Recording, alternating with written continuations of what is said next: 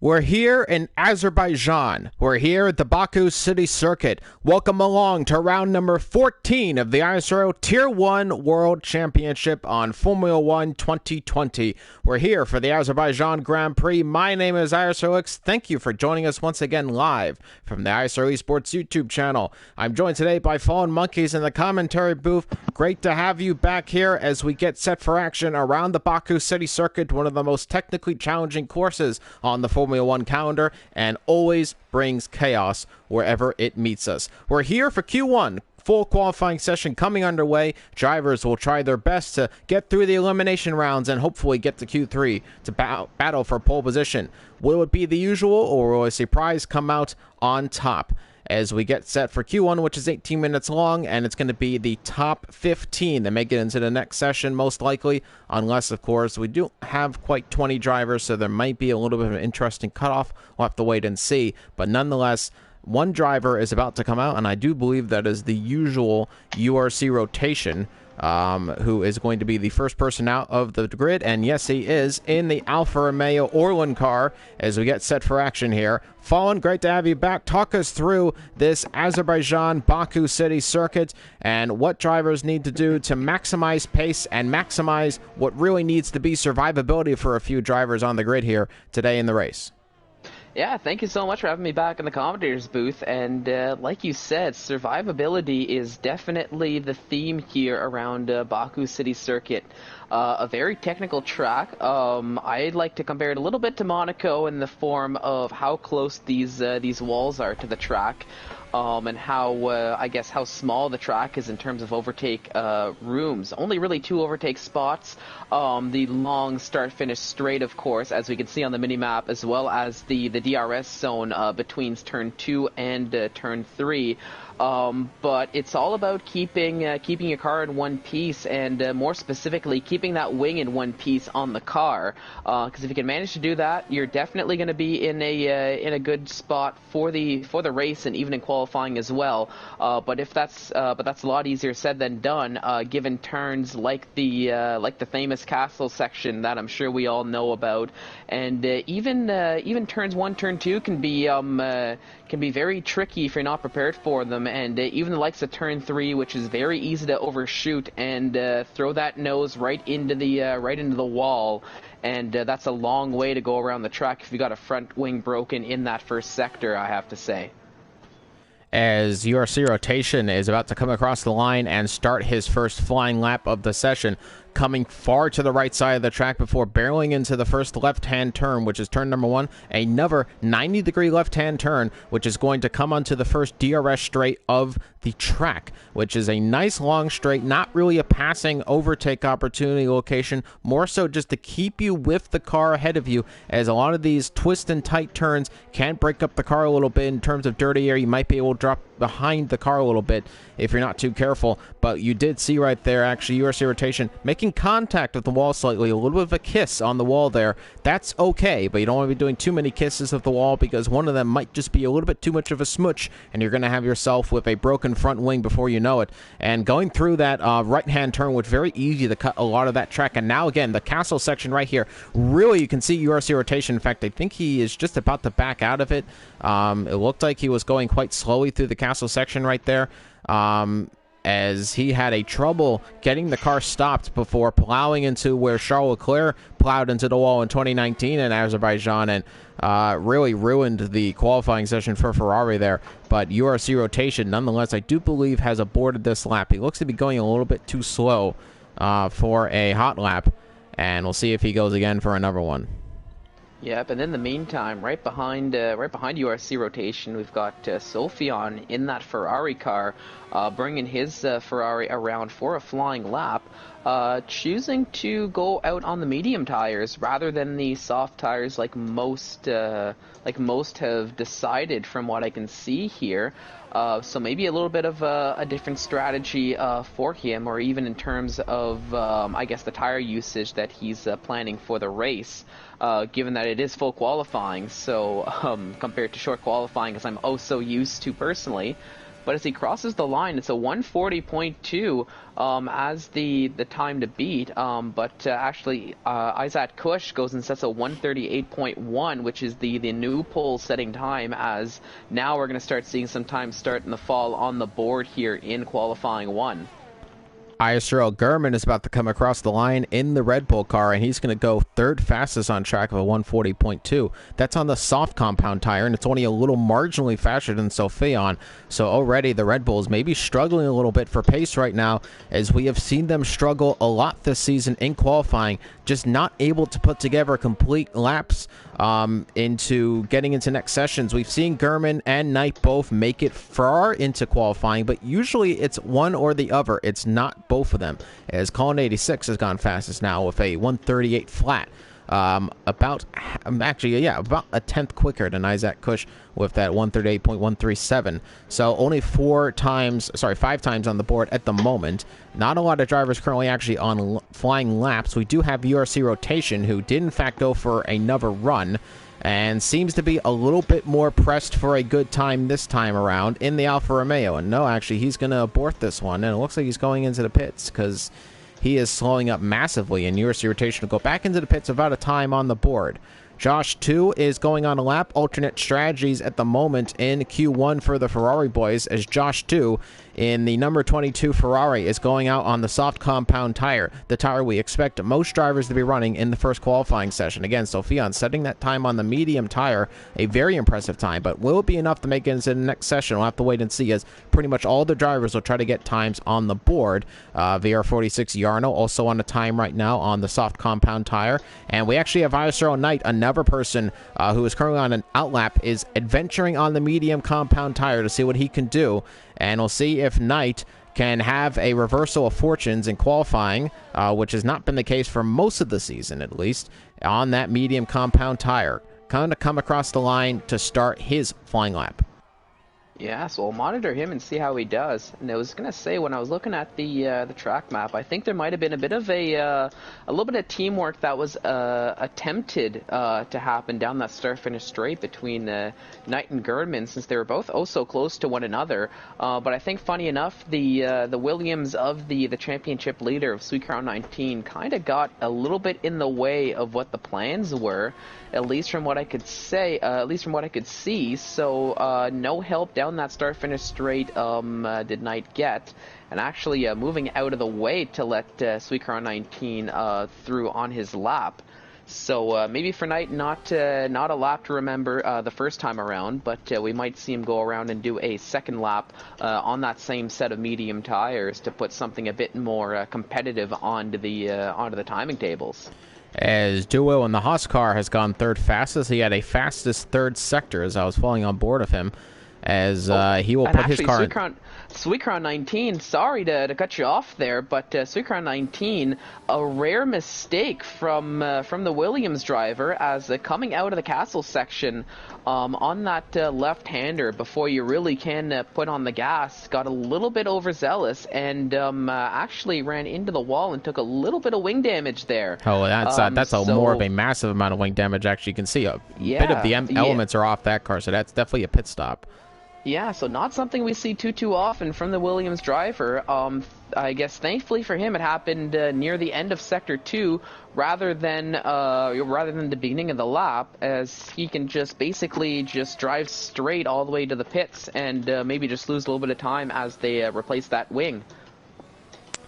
So we have about 9 minutes and 30 seconds left to go in the session in Q1. Currently, Colin 86 is the fastest man on track. I was going to about the ride on board of ISRL Lewis, but he has in fact invalidated that first flying lap that he's had for the session, as he goes into turn 1 and locks up pretty much all of the tires, it looks like, on that McLaren, as he wants to get another time on the board. ISRL Lewis it's not been a good couple of races for him. He's really been off the pace. We saw Lewis kind of explode on the scene, and while he actually was running quite well in Belgium, he had a lot of penalties come his way.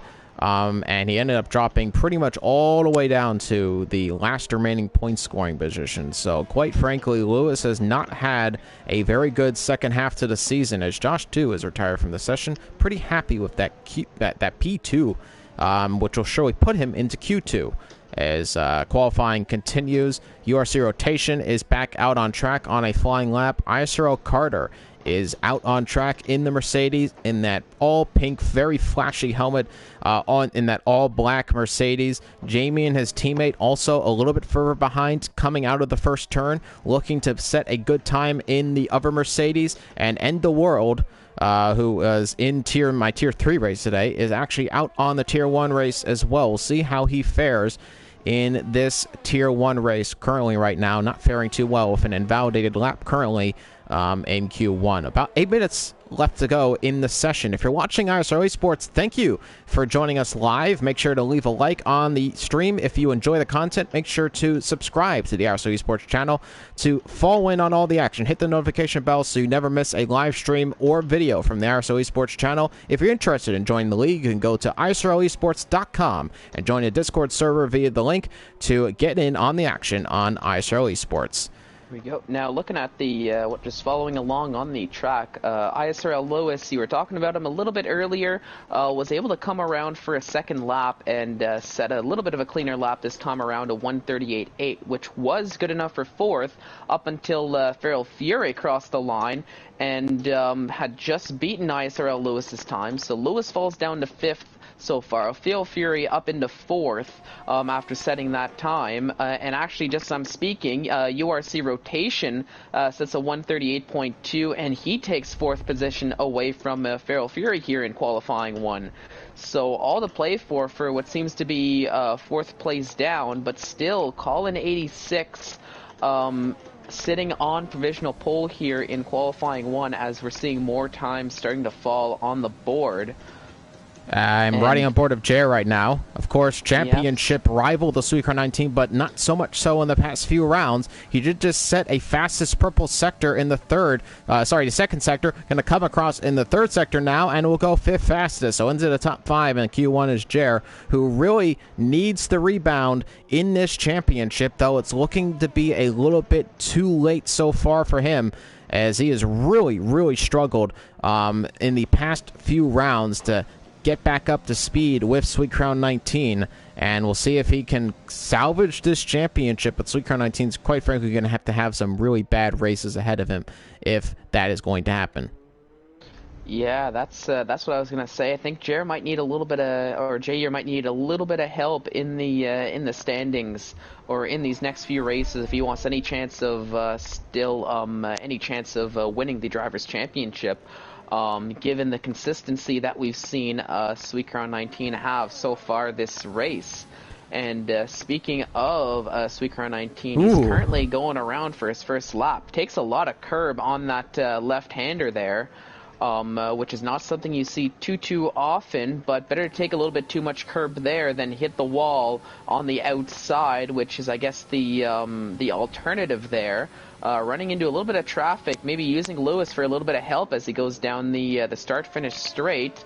So let's see what kind of time he can put up for his first true lap of the session. It's going to be P2. For second. Yep, so 1:38.09, so not quite as quick as Colin 86's time. But very, very close, and makes things interesting as we're coming to the end of qualifying one, leading into qualifying two. So Sweet Crown 19 sets a little bit of the pace for Jer, who sits in 6th. It's only Q1 though, so the times aren't quite ramping up. A 1:38 is definitely a good time for a lot of drivers, as he actually makes a little contact in the wall. So Crown 19 right there, but keeps his front wing intact, or at least we can see visually that's the case. But nonetheless, we have pretty much all times on the board except ISRL Pretzels and End of the World, who do not have times. ISRL Pretzels still in the pits, and End of the World is on an outlap. Yep, so as I said, End of the World on an outlap, so hopefully you can get a solid lap in this time around, as he just crossed the line to start his. Pretzels just recently dove into the pits, so wasn't happy with his previous lap time that he set. And now currently just sitting in the pits, maybe letting the time tick down a little bit closer to the end of qualifying to take advantage of the grip on on circuit, given the track evolution here in qualifying 1, or potentially even going out for some banker laps and just opting to start at the back of the grid. We saw that strategy play out and actually pay a little bit of dividends in the Tier 2 race, where the Red Bull, of Irish Nude Potato started from 17th and was able to reverse strategy his way all the way up to first. So maybe a little bit of maybe playing a little bit of a strategy game in that case, but we'll see with 3 minutes to go in qualifying how that plays out for him. End of the world currently going through the fast left-hand turns in Sector 3, and let's see how he navigates the downhill turn right here, and navigates it pretty well, keeping it out of the wall, just kissing the curb a little bit as he's heading down out of Sector 2, and it's a 1:15.7, not the fastest we've seen, as he is down at the bottom, but without a time, so we'll have to wait and see where he can put this Renault on the grid at the moment. Going to ride on board with End of the World. You can see about half of his ERS remaining as he opens up the DRS flap, gaining maximum speed down the straight. Let's see what he can do as he reaches about 209 miles per hour coming down there, and it's a 139.833. But that is not good enough to get anywhere near. Actually, he is in 15th, so there's a chance, but I don't know what the cutoff is going to be in this session, given that there's not 20 drivers on the grid. So Car 19 retires from the session, happy with his P2 spot if it stays. But not good territory right now for End of the World. Fallen, do you know about how many drivers are going to get eliminated? Are we going to see a top 14 or a top 15? Initially, I want to say 15, given normally what we would see in terms of the end of qualifying 1, because I'm thinking back to some of the other instances, and I feel the only time we've really seen oh my goodness, I'm losing my train of thought here. The only time we've really seen it take less than 15 drivers is actually, I feel, when a driver who had set a time crashes out in qualifying, which is not something we've seen. Every driver who's retired is just retired in the pit lane so far as I'm aware. So nobody's really lost out in their qualifying, so that's why I think we are going to see the top 15. But now with the likes of Knights that's going to be setting a time, and Carter, who's currently on a flying lap, if you're End of the World, I'm not necessarily as comfy as I might want to be. Well, you're not comfy anymore because you just got dropped down a position into 16th place. End of the World, losing that 15th spot to ISRL Knight, who was definitely struggling and is struggling in qualifying, but now both of the Red Bulls have a chance to make it in the Q2. ISRL Carter, though, definitely going to want to have something to say about that. Going through the castle section and really pushing it through there. You can see just how close he put the front tires to the wall there in the castle section, and now coming through these flat sweeping left-hand turns, and now coming into the downhill left turn, keeping it out of the wall, just about actually kissing the wall a little bit with the front right tire, and now coming into another left, and it is almost a second up from his current lap time, so this is going to be a pretty big lap. Tian Arnon is going to retire from the session in P14. We're going to see if he can keep that position. I believe he is going to, with Carter being one of the only drivers currently out on track, but he might knock out Knight. This is looking to be good. He's getting major slipstream from the Alfa Romeo right now. And coming across the line is going to be P14. So into the top 15 is Carter, and now Knight is outside of the top 15, and Knight really put in a really nice final lap, not able to make it all stick, and he is going to be out of qualifying here in Q2. A disappointment for, again, only one Red Bull making it into the next session, and this time it's ISRL German, albeit only 12th position. It's not looking too good right now for them in pace-wise around this track, at least in qualifying. We'll have to see if the race can give them any better fortunes, as it usually does with the craziness that is Baku. Yep, as you said, another split qualifying showing for the Red Bull drivers, and given the Q1 standings, not what they were probably hoping for. But I do want to say that the Red Bull team tend to be a bit more of a race pace team rather than a qualifying pace team, from what I've noticed so far this season.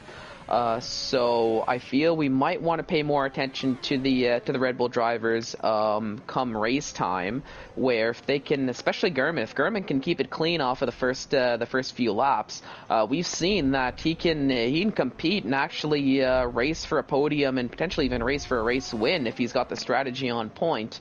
And with the Baku City Circuit, anything can happen, as we've seen this weekend and previous weekends past. We got to talk about right now, because ISRL Pretzels just went fastest in the second sector right now, and he's coming down that DRS straight, just opening up the DRS flap right there. He might knock out Own out of that, and he is going to knock him out. And Own now drops down to 16th, Knight down to 17th on the grid. Pretzels up the 13th of a 138.8. Finally got a time on the board in the final few moments of qualifying, and Carter has retired from the session. He sits in P15. He should still be safe to go into the next session, but that is a bad qualifying if you're near the bottom of the grid. Not too much change up at the front, but there's Pretzels with the final time of qualifying 2, putting himself in P13, and that is the end of Q1. So here's your classifications now, with Colin fastest, 38 hundredths of a second slower is Sweetcar 19, 59 hundredths of a second slower is Josh 2, and then Isaac Kush falls 8 hundredths of a second faster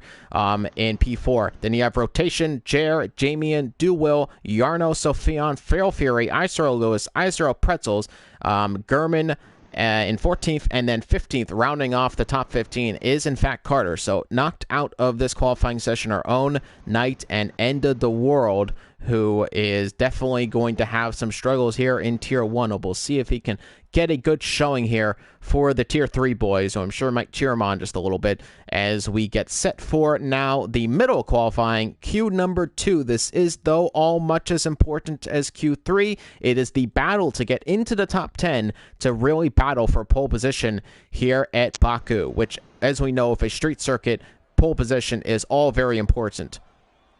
Yep, and when I was looking at the timing sheets for qualifying 1, the top 15 drivers, they were all separated by about a second. So they're all very close, at least in terms of pace, given only as I said, only a second separates the top 15 drivers. And when I'm looking more specifically at the top 4 times, which were set by, I believe it was Sweet Crown, Jer, Colin 86, and, oh my goodness, I can't believe I'm blanking on this last person. Duwill, I think it was. But either way, the top 4 in qualifying 1, they were all separated by about a tenth of a second. Between all 4 times, so it's still anybody's I guess starting position to play for here. As much as we might not see too many positions being dictated in qualifying 2, now that the strategies are in place and given the pace and how close in pace all these drivers are, we might see a bit of a shakeup in terms of who can actually make it through into the top 10 shootout.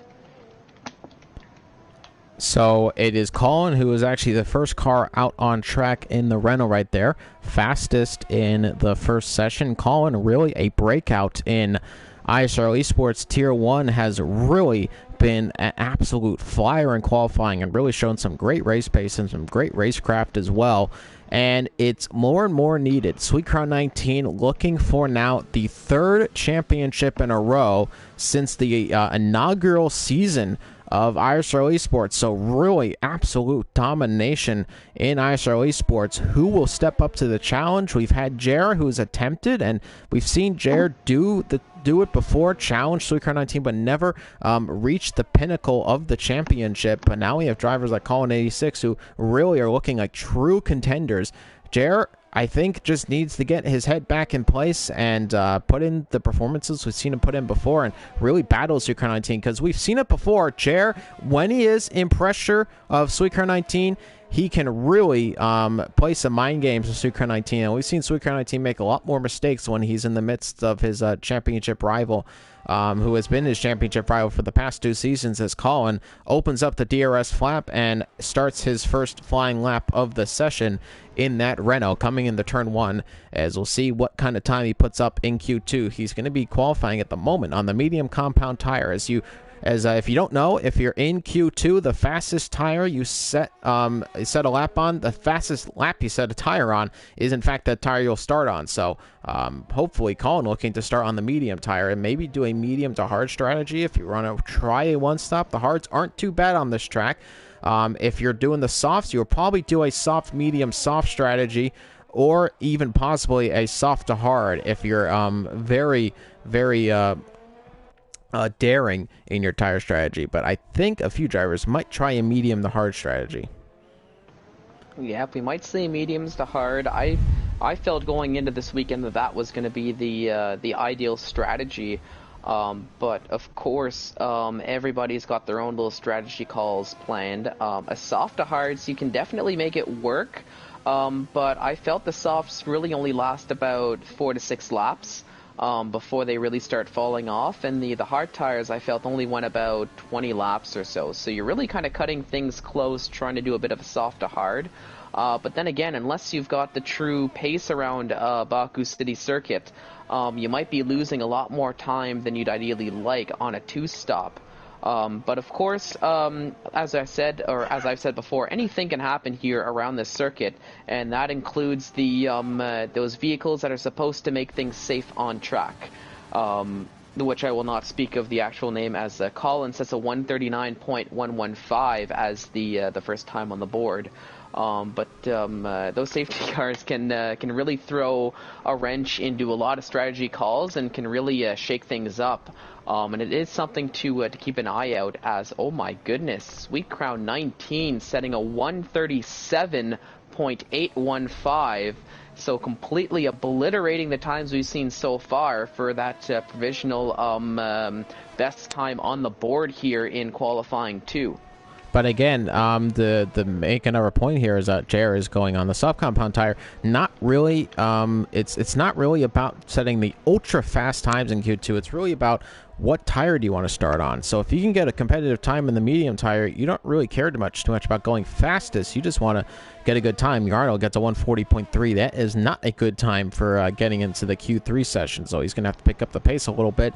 As the other AlphaTauri driver I'm running on board right now is Jer, and I'm going to get the lap data back up so you can see exactly what the time is going to be. It's looking very, very good from Jer, and it's going to be a 138.3. It's going to put him P2 behind Sweet Crown 19, but if you still want to talk about the pace, it is about 5/10ths of a second off of Sweet Crown's first 137 of the day. And I'm sure we'll be going just a little bit faster than that in Q number 3, as times are just flying on the board. Yarno's 140.3 continues to go down, as the 139s, at least as a bare minimum on this track. Colin 86, though, might have to go out again, because that is not looking too good right now compared to what we've seen from some other drivers right now. Yeah, it's almost looking as if early on, if you're not within the 138s, you're not going to be in all that great of a spot here in qualifying. And you were mentioning... We have a problem with McLaren, it looked like. Was Isaac Kush, possibly? Looks like he is going quite slowly. Yeah, maybe just letting some drivers through, given he's got a time on the board with some used tires. Maybe just letting some faster drivers through that... maybe are on flying laps, but I do see he's going slow here. Maybe he ran out of fuel. He is going quite slow. I think he did run out of fuel, actually, so that is why we saw the yellow flag. I'm riding on board of ISRL Pretzels right now, as he sets a fastest first and second sector. So ISRL Pretzels is on a really fast lap right now on the medium compound tire, mind you. So he wants to go for that alternate harder compound tire strategy. Mind you, there aren't any too many safety cars in the race, which is probably not going to be the case. There probably will be a lot of safety cars in the race. Here comes ISRL Pretzels, though, nonetheless, and it's not going to be what we thought it would be. In fact, he has a really bad third sector, and he's only going to set a 133.9.5, and he's going to have to get a little faster than that if he wants to safely make it into the next session.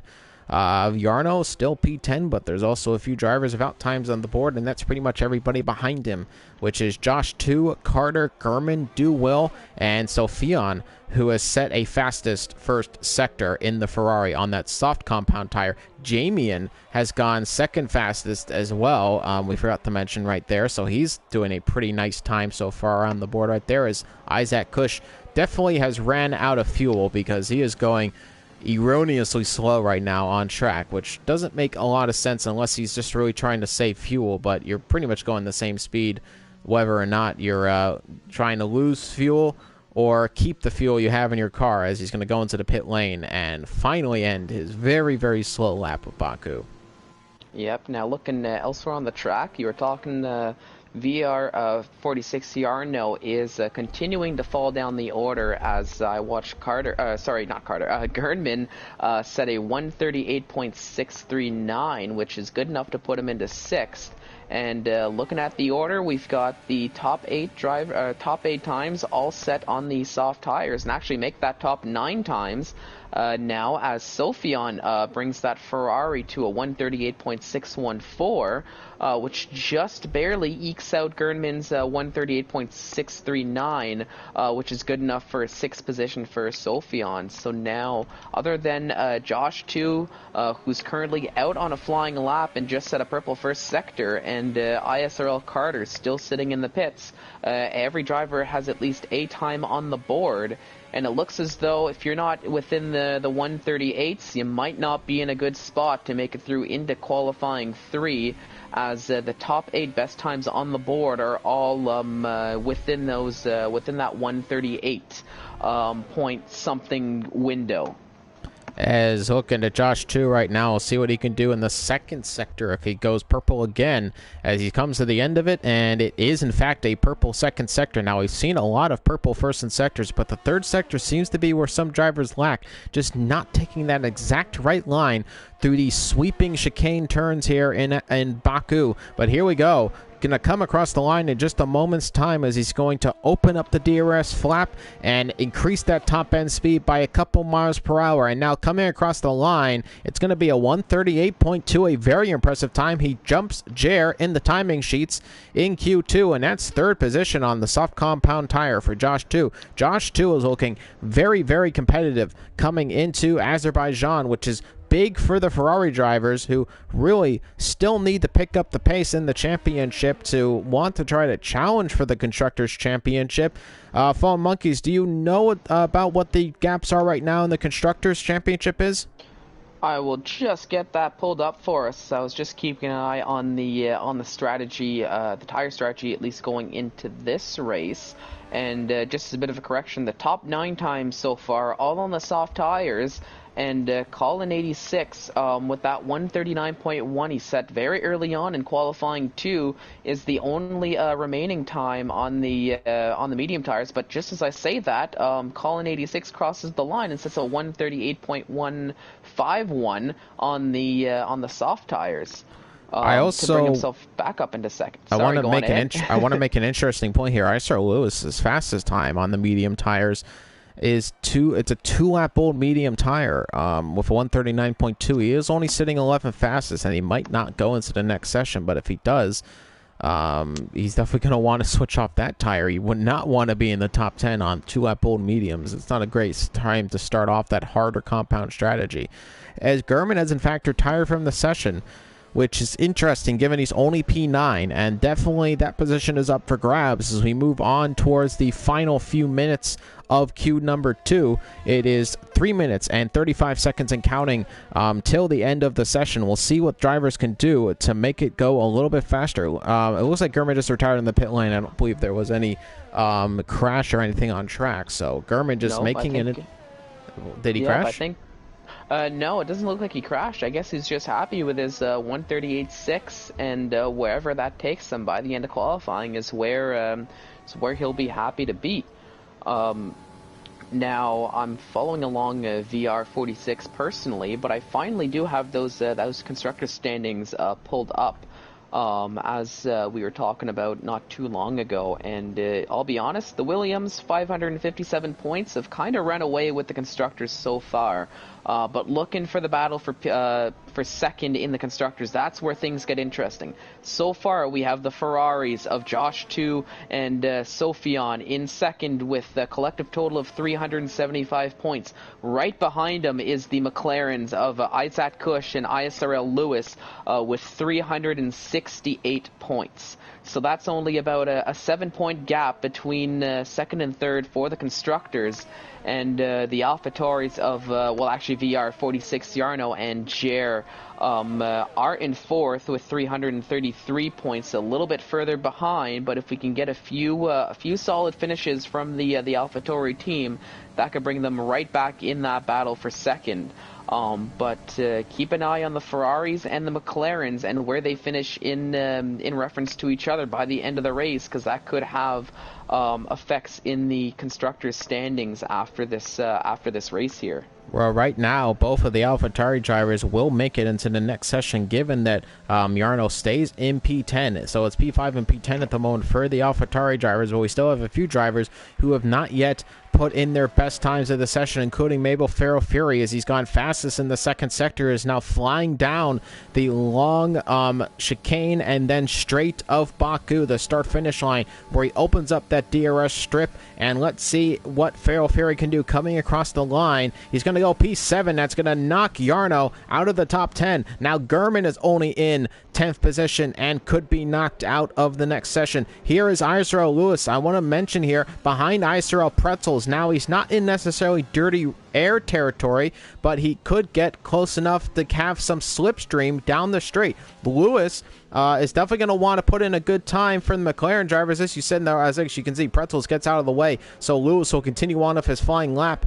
Pretzels on an L lap right now, should just make it around for another lap, but he's going to have to pick up the pace a little bit, actually, if he wants to, in fact, do that. Will has come across the line and will start another lap, his final lap here in Q2. So a few drivers on the cusp. I'm riding on board of Carter right now, who is flying through the chicanes and about to come onto that start-finish line. A fastest second sector for the Mercedes driver, ISRL Carter, who struggles in qualifying. Let's see if he can make it in the Q3 and battle for that top 10 shootout in pole position. Going to come across the line in just a moment's time, and he is going to go. He's not going to go any faster. It's still going to be P12, so Carter is out of qualifying in this session unless he can get another good time on the board. Here comes Pretzels across the line, and he is going to be able to get around for another lap. And now we're running on board of Dual right here, about to come up to the castle section. Pretty much a little bit faster in the first sector as, cutting close to the wall in the castle section. And as we see, Sophion is the driver on the cusp now, as Gurman has in fact been knocked out of qualifying and will not make it into the next session. Both Red Bull drivers out of qualifying, so not too happy for them, to be sure. But I'm still riding on board of Will. Let's see what he can do coming at the end of the second sector. Fastest in the second sector, 1.6 seconds up from his time. That is a mega lap so far for Will, looking to make it out of the bottom 15 right there and make it into the top 10. About to come onto the start-finish line and open up that DRS flap. The Jack and Jones logo fades away, and only the speed of the Haas car comes down the start-finish line, and it's going to be P4 for Will, a mega lap time from him, and he's going to go into the top 10 for sure. That puts Sophion out of qualifying, who is on a lap, as you can say there, and he's coming through these sweeping left-hand turns. He does have a car ahead of him. In fact, that is ISRL Pretzels, who has a big lockup, and he's going to go into the wall, and a big crash for the Ferrari of Sophion, who was trying to avoid a look-to-be ISRL Pretzels, and a major crash at the end of Sector 2, and that is it for Sophion, who is not going to be able to challenge to make it into the top 10, and that is a big disaster for the Ferrari drivers, as both McLarens, Lewis and Isaac Kush, have made it into the next session. But big scenes here at the end of qualifying. Sophion is out in P11. Yeah, that was very unfortunate for Sophion, as he, when I was watching him he just barely made it across the line on time to get that lap done. I was hoping for some good things from the lap, but unfortunately, at the wrong time on the circuit are on track, and unfortunately that's his qualifying over just like that. So not what we're hoping to see, but it does happen sometimes in racing, where sometimes the luck's on your side, sometimes the luck is not on your side. Unfortunately for Sophion, the luck was not on his side, as he is just barely out of qualifying 2, having to settle for a bit of a best of the rest, starting in 11th. But I guess if there's a little bit of a silver lining with that is that given he is still best of the rest, he is, I guess, the lead driver of the bottom 10 who would get that free tire choice, which could potentially bring him at an advantage compared to the top 10, which are, I believe, all going to be forced to start on the soft tires. Due to the fact that they had set their quickest time on the soft tires. And, yep, there we go. So here is your top 10 in Q2. Going into Q3, it's Sweet Crown 19 in first position, 3/10 off as Colin 86. Jamie in a third position, fourth for Will, and Josh 2 rounds off the top 5, the only Ferrari in the top 10. Jer in sixth position, and the AlphaTauri, the McLaren of Isaac Kush, followed by the Williams of Farrell Fury and ISRL Lewis, the other McLaren in the top 10. URC Rotation is the final car in the top 10 for the Alfa Romeo Racing Team. So Fion in 11th, 12th for Gurman, 13th for Yarno, 14th for Carter, and Pretzels rounds off the grid there. Now, I want to talk about that little moment there between Fion and Pretzels. Is that just bad place, bad time, or was Pretzels maybe not necessarily being as cautious as he should have been, having a faster car ahead of him? Because you did see definitely had ample time maybe to slow down on those sweeping left-hand turns, but instead coming into that apex of the turn, Fion really couldn't commit to the turn because there was a huge lockup from Pretzels as we head into Q3. Do you think that that's maybe more Pretzels' fault instead of bad place, bad timing? Well, when I'm looking at my issue is I didn't quite get to see the incident. Well, I saw the incident, the wreck, but I didn't quite get to see where the positioning of both cars were in reference to the actual turn. I only, due to the, the limitations of the camera angles. But I will say that when I did switch over to Pretzels after the fact, his lap was invalidated. He did have the red mini-map, which tells me he didn't have a good lap. So I do feel, I don't know if his lap was invalidated before that corner, or if it was the lockup that actually made him invalidate. But if he was invalidated beforehand, I feel as though Pretzels probably should have parked up a little bit before that turn to give Sophion the right of way. But of course, if there was the lockup going into that left-hander, which caused the invalidation, at that point Pretzels is still on the lap, so he's got about as much right of the circuit as as Sophion had, since they were both on their flying laps. So it's hard to kind of figure out where to stand on this one without having all the information. But I feel at this point I might want to chalk it up maybe to a racing incident with a little bit of an asterisk of I'd like to look into it a little bit further. Well, nonetheless, that is the controversial in the Q2, but now we go to Q3. It's the ever famous top 10 shootout in Formula 1 to make it onto pole position. And who is it going to be in this race? Will it be Sweet Crown 19? Could it be Jer who snatches another pole position? Or could we see a surprise today? Can Colin 86 put it on pole today? Maybe even Lewis. Can he pull out a surprise performance here in Q3? A little bit off pace, Lewis, but can he put it all together in this session? We'll have to wait and see. Lewis making the Q3 for the first time in a little bit after having some off performances in the later half of the season, as we've mentioned, as he slows up a little bit and gets ready, as a few drivers have come across the line.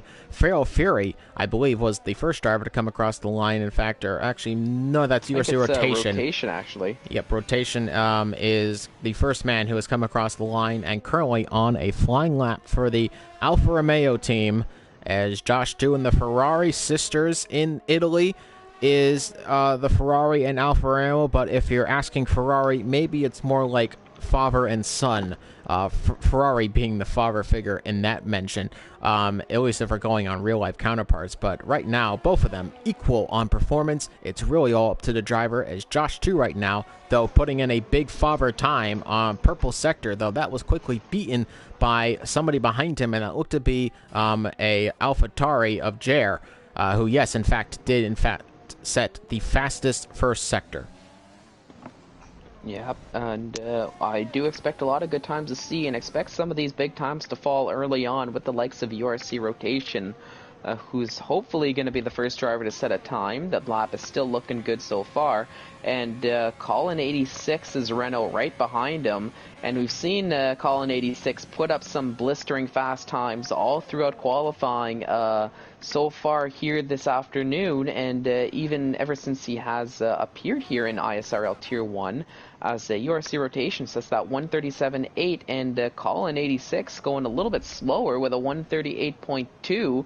And Feral Fury right behind with a 130, nearly a 139 flat, and hits the wall, clips the wall in turn 1 for good measure on the in lap there. And Jair goes fastest, 137.8, fastest on track. Sweetcrown 19 actually invalidated his first lap, and that's why he went into the pit lane. Oh, okay, yeah, I was wondering why he was in the pits, because I didn't see him there earlier. But there we go. So Jair showing that he's come to race here with that 137.803, just barely inching out URC rotations time of a 137.877. For the top two, as we're seeing more times starting to fall, anywhere between the high 137s and very low 139s, but it looks like the low 138s is going to be where most of the times are going to be set from what I can see on the timing boards. As Jamie 1 sets a 138.164, good enough for provisional P3 so far here in qualifying. I'm going to ride on board of Duwill in the Haas, the only driver currently without a time except for Sweetcrown 19, championship leader. Duwill is now coming out of the exit there of that left-hand turn right there.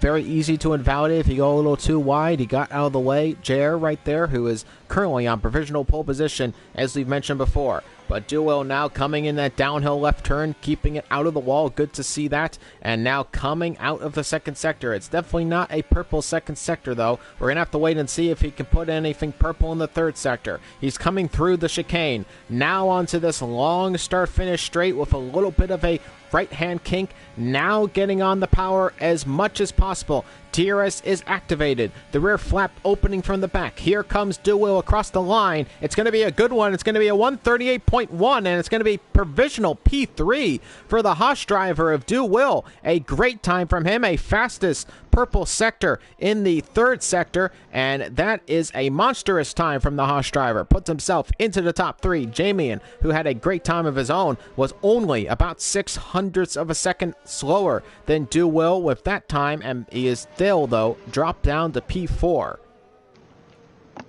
Yep, it really is a game of tenths of a second, or I guess in this case, hundredths of a second between provisional P3 and provisional P4. But Duwill definitely making that third sector work for him, and using that, I guess, probably the high speed portion of the circuit to his advantage to make up a lot of time and bring that car up into a solid third after potentially not having the quickest first and second sectors that we've seen. Definitely not purple times from what we saw, but didn't quite matter for him too much. As it looks like still for the time being it is Jair's time of 137.803 as the time to beat. But Sweetcrown 19 in that Williams car coming through turn 3 now on the soft tires and looking to put a time on the board himself after invalidating the first time around. And let's take a look and see how it is after the first sector, which unsurprisingly it is a purple sector 1 for him. So it looks like it's going to be a very quick time, at least if early indications have anything to say about it, for the championship leader of Sweetcrown 19.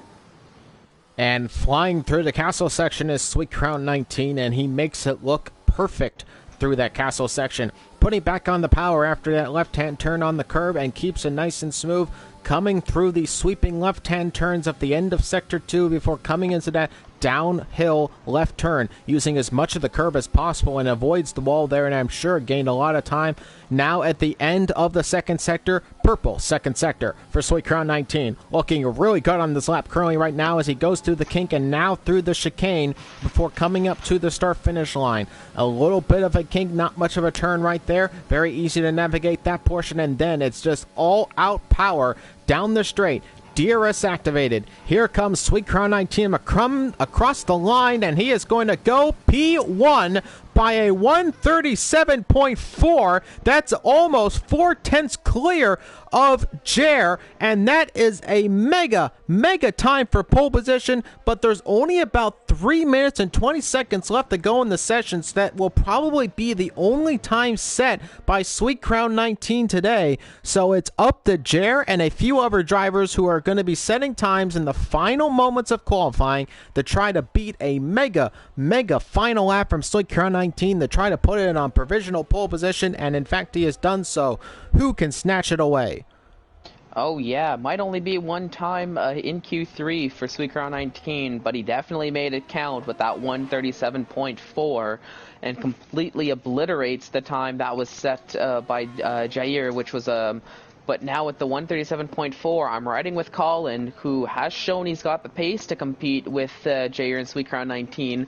So let's see if he's got the pace here around Baku in qualifying 3 when it does matter, as he just goes through the castle section and actually gets into a little bit of traffic in the form of Sweet Crown 19, but thankfully no shady business, no funny games happening there. So it's all a matter of, at least for Colin, if he can keep the lap together, get a solid third sector, as he actually goes quickest in the second sector so far.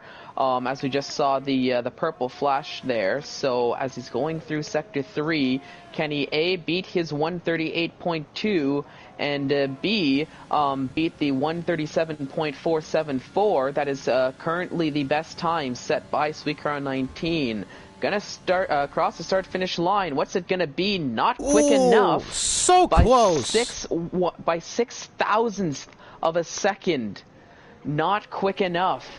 So game of thousands of a second, as I said, and right then and there, Sweet Crown 19 still on pole with a minute and a half to go in qualifying.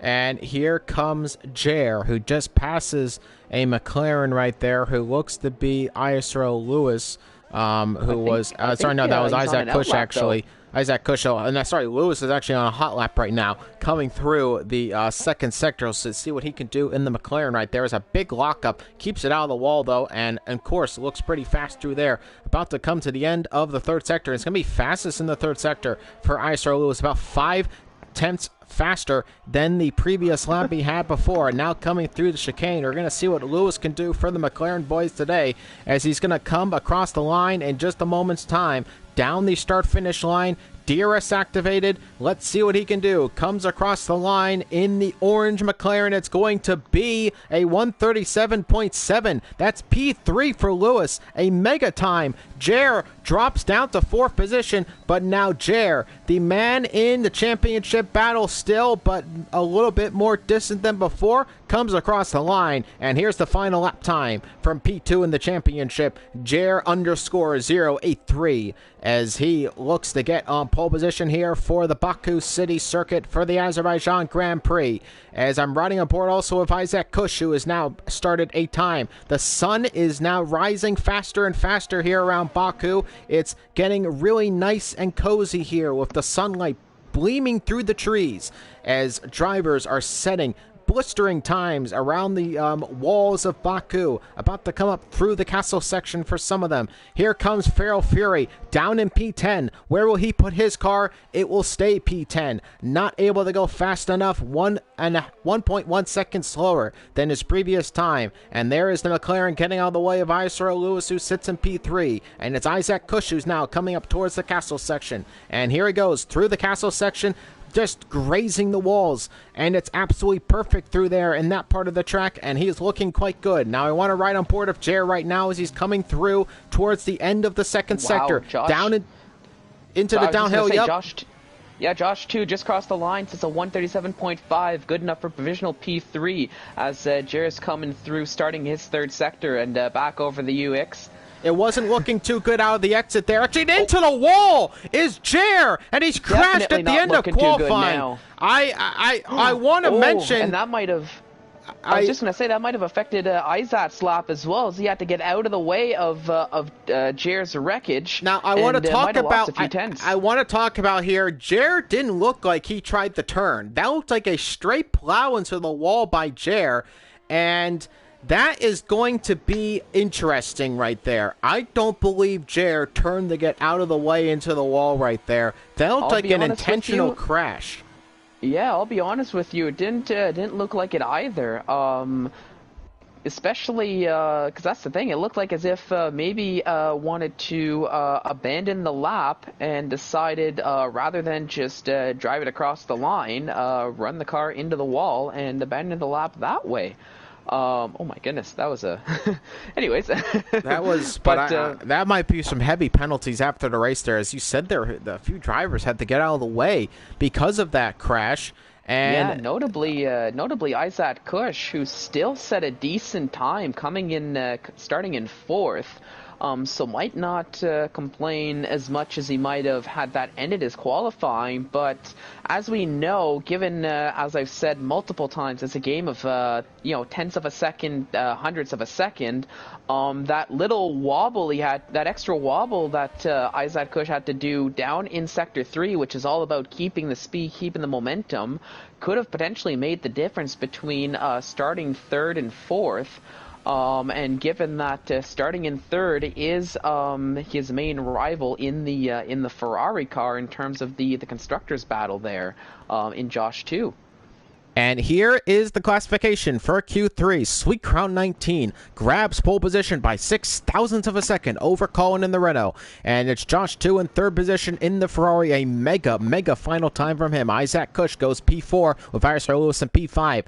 Jer, with that interesting crash, ends up in P6 at the end there. With Duwell in 7th position. URC Rotation is in 8th position on track with Jamian in 9th. And then Feral Fury will round off the grid in P10 by 1.5 seconds off of the rest of the grid. A very close qualifying 3. And now we get set for action for the Azerbaijan Grand Prix. My name is ISRL. You're joining the live race from the Baku City Circuit, the Azerbaijan Grand Prix, for round number 14 of 18 in the ISRL Tier 1 World Championship on Formula 1 2020. And Fallen Monkeys is going to be the co-commentator today. If you're enjoying the live stream, make sure to leave a like on the video and subscribe to the ISRL Esports YouTube channel if you enjoy all of our content, and hit the notification bell so you never miss a live race broadcast or video from us. If you're interested in joining, make sure to go onto the ISRLesports.com website and join the Discord server so you can never miss the action if you want to join in yourself. And if you're interested in gearing up with ISRL Esports, you can go onto the IMBRacewear.com website and order, finally, the ISRL Esports collection with some really awesome designs from the IMB team. Make sure to go over to IMBRacewear.com and get yourself geared up in ISRL Esports. As we get set for action, 28 seconds left to go before we begin the formation lap for the Azerbaijan Grand Prix, and it's going to get very dicey here. It's going to get very interesting. What will happen? We'll have to wait and see. 15 seconds. Fallen Monkeys, take us away as we get set for the formation lap. What do you expect from these drivers as we head into the race?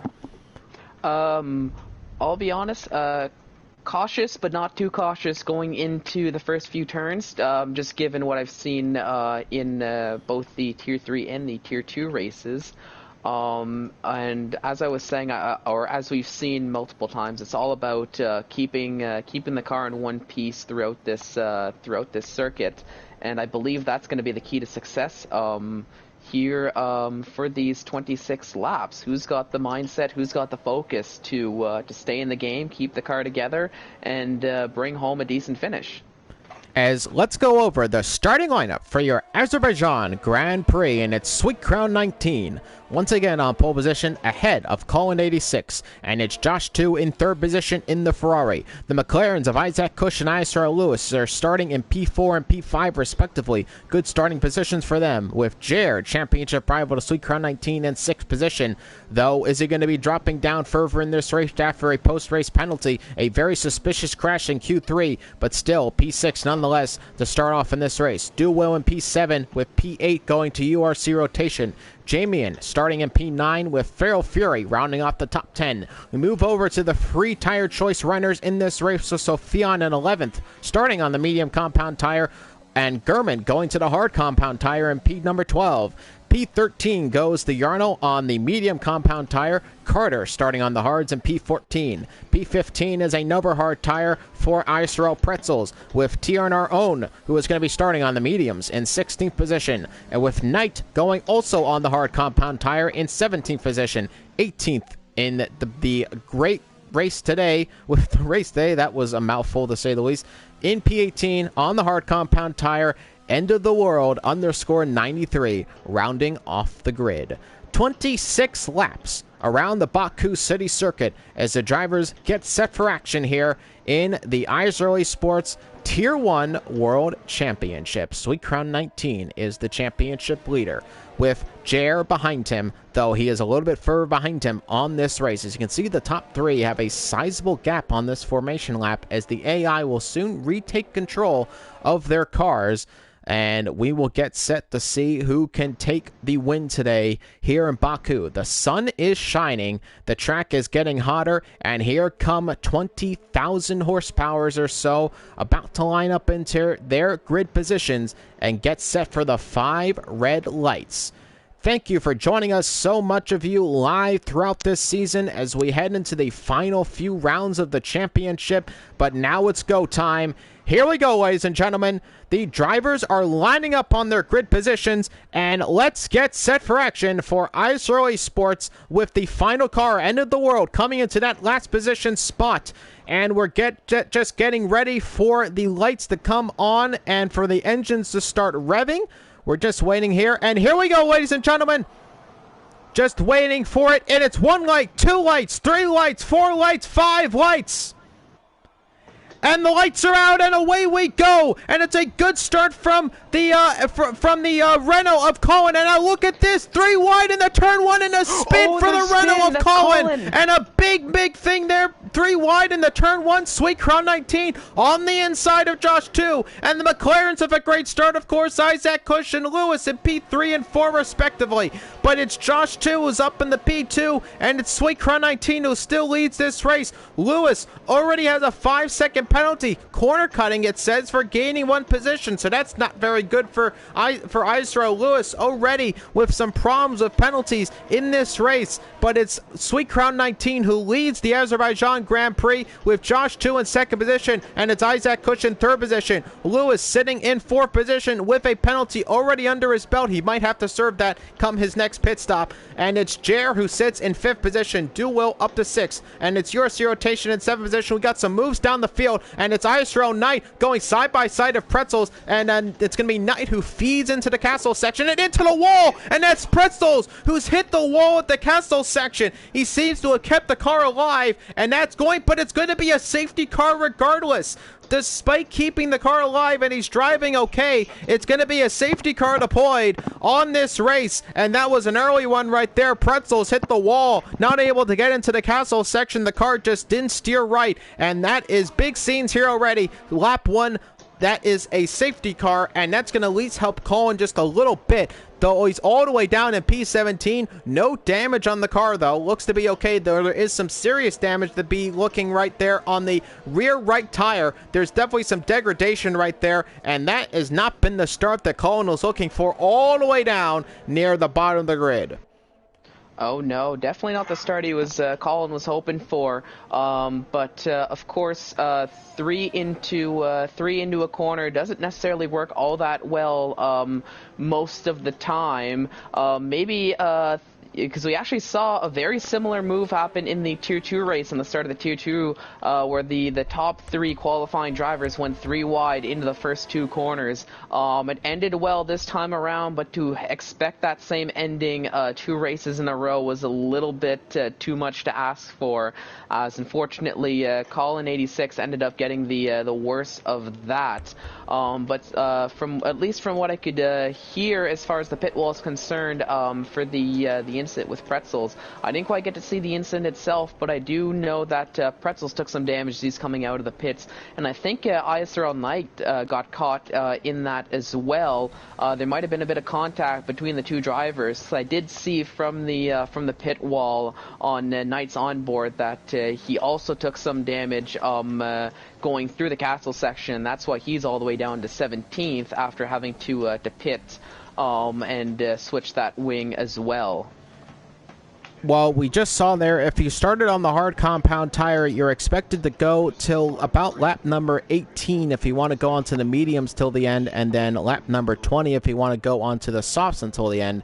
That is the hard compound tire strategy presented by Amazon Web Services F1 Insights, as we're on lap number 2 of this race, and already under safety car conditions, as we expected to see here, a safety car almost inevitable around a track like this. Drivers who maybe not necessarily as fearful for their lives, given it's a video game, a little bit more careless with some of their moves. I think that 3 wide into turn 1, really just not too smart for at least one of those drivers. Was it Colin who was at fault? Not really too sure. Pretty much just a in my opinion, a lap 1, give it your all racing incident, but I think that we should at least sport a little bit more caution and patience for some of these drivers.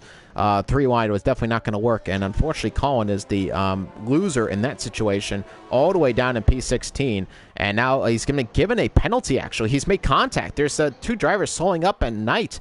Colin has left the session, actually, it looks like.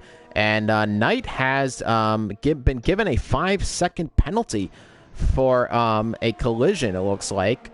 And Colin as well. The little pop-up there that they got some penalties.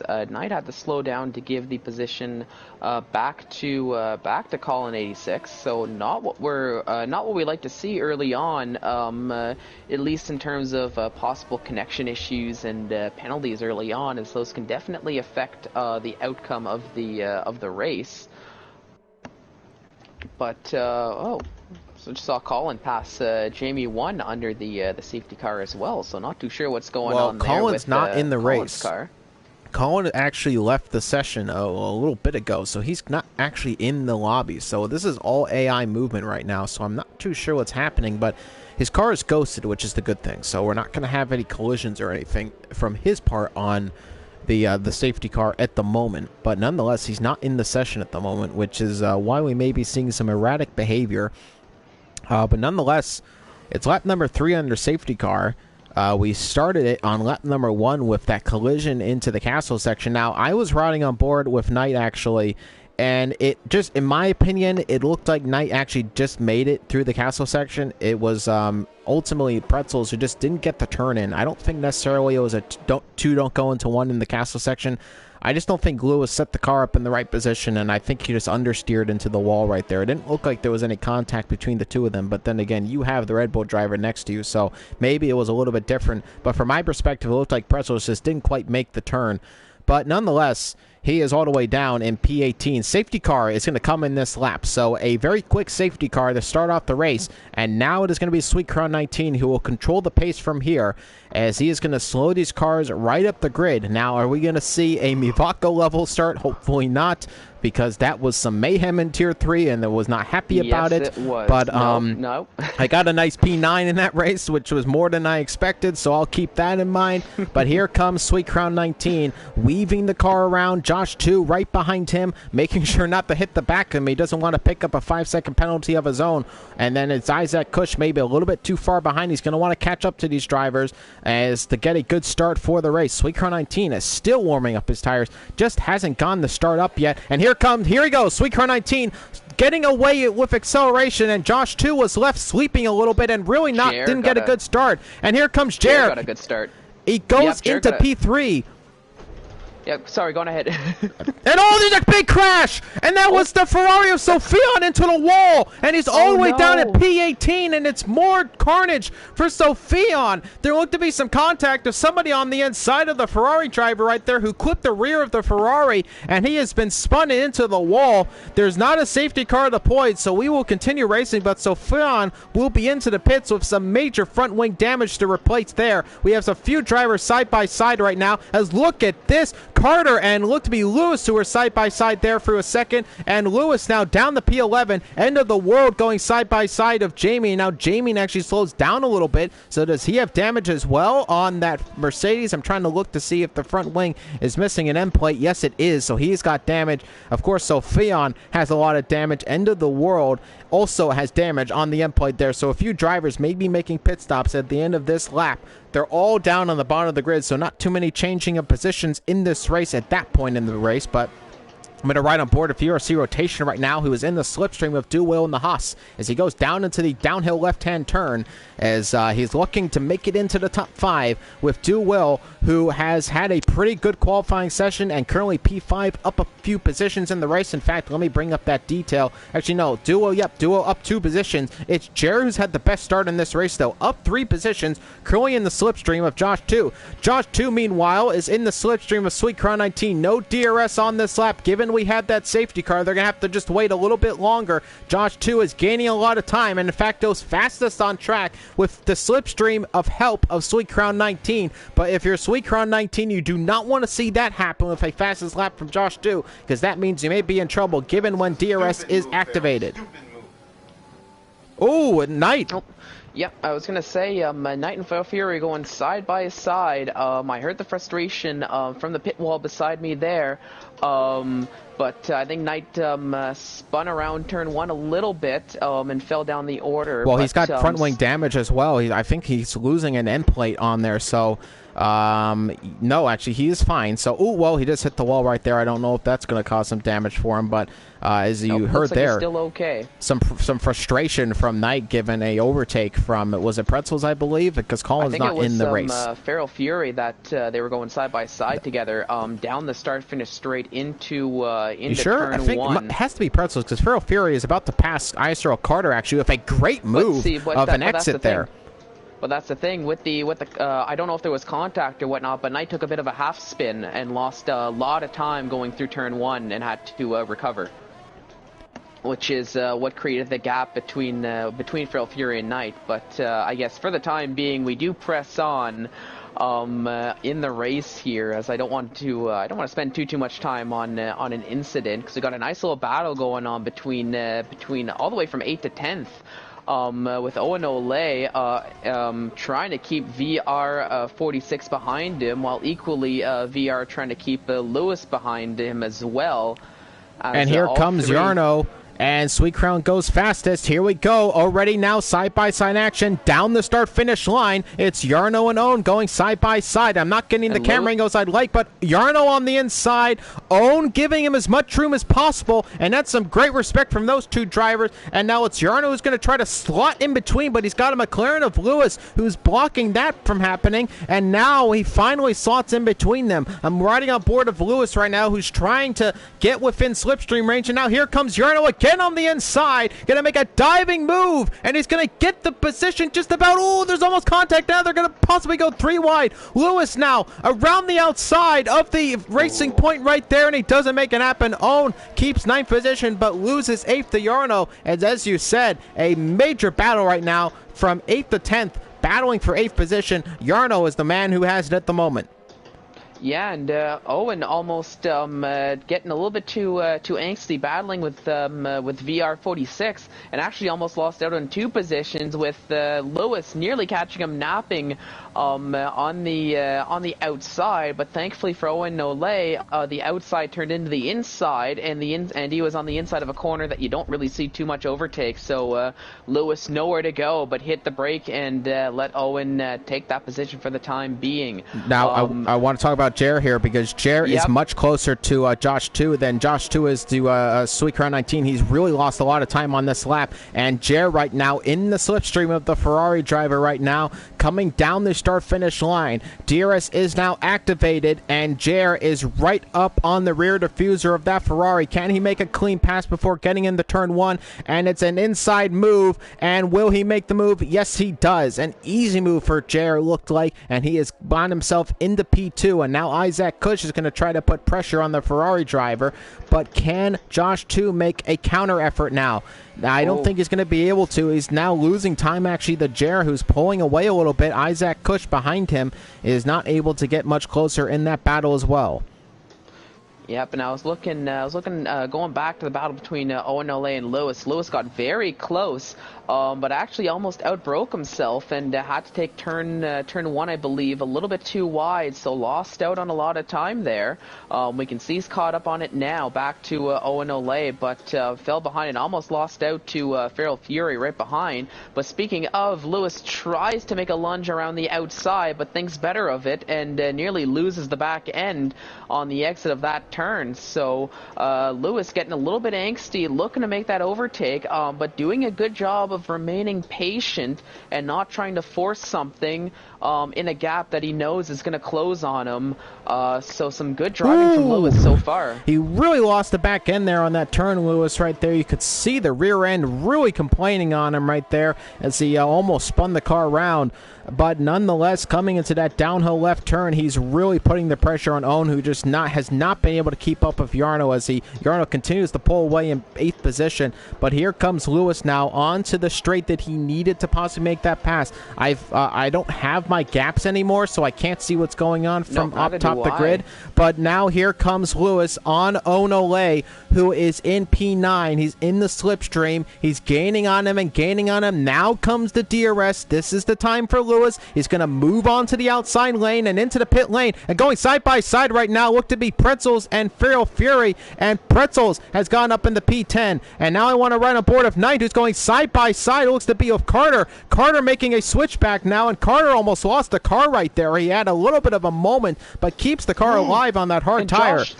Josh too and Isaac Kush were a little bit side by side. And Isaac Kush, I was caught napping myself. Isaac Kush up into 3rd after overtaking Josh 2 down the inside. As there's still been this battle going on at the front of the leaderboards between P2 almost down to P6. As we've got basically 5 cars, all one behind another in a train, being led by Jer83, all battling each other I guess for bragging rights and also for who gets first dibs at Sweet Crown 19 when and if they're able to close the gap. But actually, who's this? That's not Jamie. Is got a yellow Carter? flag somewhere. I think that was Carter, actually, because it was a Mercedes. He's got major damage on that front wing. And he's reversing on track. This is very dangerous to do that. And, he's really having a problem now. He's going to lose a position. The Colin, who's not even in the race right now. And, yep, you can see Carter with a lot of front wing damage, and that's going to be a pit stop for him. The Mercedes drivers are running 17th and 15th, respectively, not where they would like to be come near this portion of the race. But Isaac Kush right now is in the slipstream of Jer, who we're going to wait and see if he can make a move on the inside. I know he's going to go in the pit lane following Jer. So is Josh too. Rotation stays out, and Duo also stays out. They're going side by side in the turn 1, and it looked to be rotational with the inside line. Duo keeps the lead of the race, though, and here's the battle for P1 at the moment. It's Duo and rotation, something I don't think I was going to be saying at all this season, but it's Gurman also in 3rd position. He's had a great race so far. If you look on the detail right there, he's up 6 positions. And it's 9 positions, and it's Jarno also up 9 positions. So some great starts for some drivers. Pretzel's up 9 positions. The worst person today, though, is Colin, who's down 12, as we remember, with that turn 1 spin. But nonetheless, Duo and rotation right now, currently in a battle, Bo. They're on the soft compound tire, so they're going to be making a pit stop rather soon to get onto the medium compound tire and start the first part of their strategy. Again, people starting on the soft tires most likely are going to be doing a soft, medium, soft strategy. That's what we expect from those runners. And rotation really lost the back end out of the castle section and lost a bundle of time to Do Will, who's going to try to extend his advantage in the lead of this race for the moment. Sweet Crown 19 currently sits in P9, a little bit alone, actually. Not a lot of drivers ahead of him, and the drivers behind him, which is Jer, are a little bit further back than they'd like to be. So Sweet Crown 19 in a little bit of a world of his own right now. Yep, and so Sucre 19 definitely picking his pit window very well. And you had mentioned, 2 seconds in front of Jer and a second and a half behind Knight in 8th as the lead pit stop running car. But something to keep in mind, too, is that as much as Jer is behind Sucre 19 as we'd expect, look who's actually right behind, well, beside Jer now. It's the McLaren of Isaac Kush, and they've been battling and have continued to battle even through this entire lap out of the pits and even beforehand. So this might play into a little bit of Suicron 19's hands as he's able to use the clean air and use this gap to actually try to build even more of a gap to Isaac Kush and Jair, who are kind of battling amongst themselves for position behind him. No, we have a yellow flag somewhere. It looks to be somebody's had problems. Having a bit of an issue going into turn 2, maybe outbraking himself a little bit as he falls down into 13th. And that promotes End of the World up into 12th in his battle with now Josh too, as they're pretty close to one another, battling it out for 11th on track.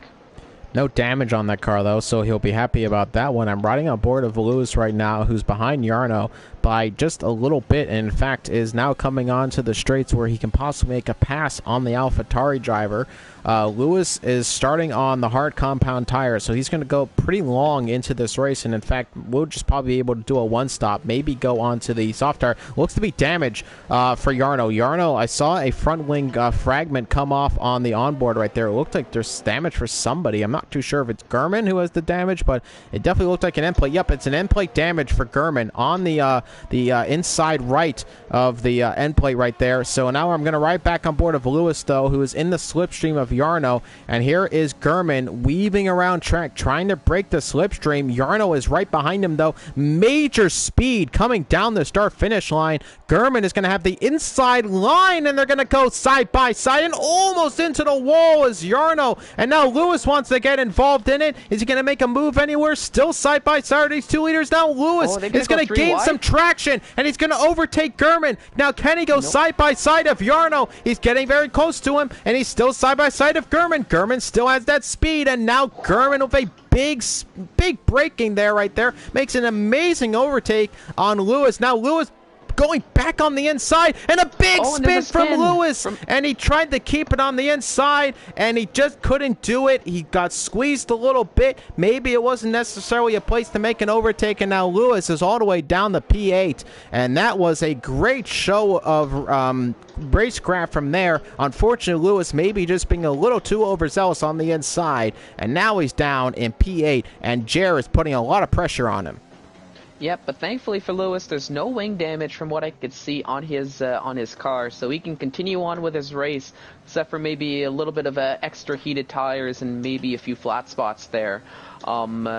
But that was still a very solid battle from all three of them. And just as I thought Lewis had basically overtaken Gurman in the bag going down the DRS straight, Gurman showed even on those hard tires, he still has some give and he still has some pace, and almost made it 3 wide going into turn 3. And good things for Pretzels that he wasn't caught napping too long watching that battle, because he had Feral Fury right behind, just waiting for an opening to make a move.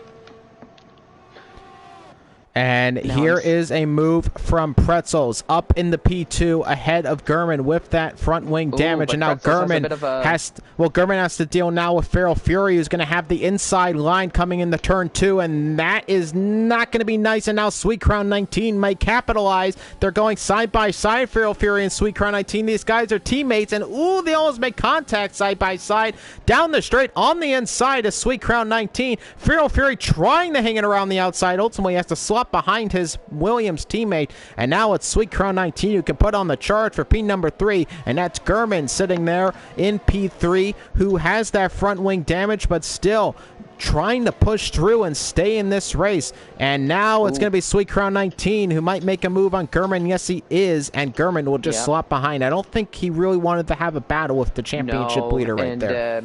Well, no, and even for a little bit of an added incentive to just let Suikeron 19 through, it looked as though Gernman had a little bit of a tank slapper coming out of that chicane there, as I saw the car kick to the right-hand side of the road, which normally wouldn't do that. I think with the tank slapper, knowing that Suikeron 19 was behind, and actually Gernman just hit the wall again, and it might have taken a bit more wing damage in the process, as now he's side by side with Feral Fury. Who's gonna get the better of who, as they're still side by side going through this very fast chicane portion. And what a move by Gernman on the inside. That was absolutely amazing. That's almost a Cobb style move, flat through there. We've seen a few drivers in the past make that move. Isaac Kush is in this slipstream now. Where is he going to go? He's going to go down the middle and thread the needle. Does Isaac Kush be the winner in this situation? And now it's Isaac Kush. Yes, he does. He threads the needle and gets the move. Now Gernman is really having problems. Now Jer's side by side of him. He's going to have the inside line coming into the turn. He makes the move on him as well. And now Lewis is back up with Gernman. Gernman is really losing a ton of positions now. Now I'm trying to see if he has more front wing damage after contact into the wall again. But nonetheless, this has not been the race for Gernman so far in this part of the race, because he is losing a lot of positions, and it's due to that front wing damage. And it looks to be just about the same as it was before, but nonetheless it's causing him problems. Now Lewis is going to try to go around the outsides of that place. Not really a place to do it. A switchback, not really a place you could do it there either. Then get back on the power. He's getting better traction with those hard compound tires. He looked to make a move around the outside, looking right there on that right hand turn, but again, now no kitchen. Oh, he almost spun Gernman around. Is he going to go on the inside in the castle section? Thankfully not. Contact into the wall. That's Lewis who has hit the back there, and he has some front wing damage, and that's something Lewis needed to avoid, but he made contact with Gernman, and Gernman is into the castle section wall, and I don't think that Gernman's going to be too very happy about that little nudge from Lewis, because that may be the reason we see Gernman right now spun around in a wall. Yeah, well, that's it was a little bit. I don't know if there was a little bit of course, the nudge wasn't all that great, but I was seeing a little bit of car placements as well with as I was riding with the onboard of Lewis, as it looked as though maybe it was a bit of a tit for tat, maybe a little bit of a racing incident from what I could see here in the commentator's booth initially, as VR is finally getting off of those medium tires. Look at this, side by side, Feral Fury and Jer. Jer has the inside line, hard compound tire. They go on the inside in the turn number 2, and Jer takes a position from Feral Fury, so Jer has made up a move on Feral Fury. This is a huge battle for the lead and the subsequent podium positions. It's ISRL Pretzels who's trying to keep up with Suikeron 19 and Isaac Kush in P3. Back down to you, Fallen. Yep, and I was just looking at this over here that while we were busy talking about the that big battle with Gernman and Lewis, what we didn't talk about is look who's back in the lead, none other than Suikeron 19, who was able to overtake ISRL Pretzels and has now made a 1.3 second gap between him and between Suikeron and Pretzels, and that's playing into Suikeron's hands, as now Isaac Kush.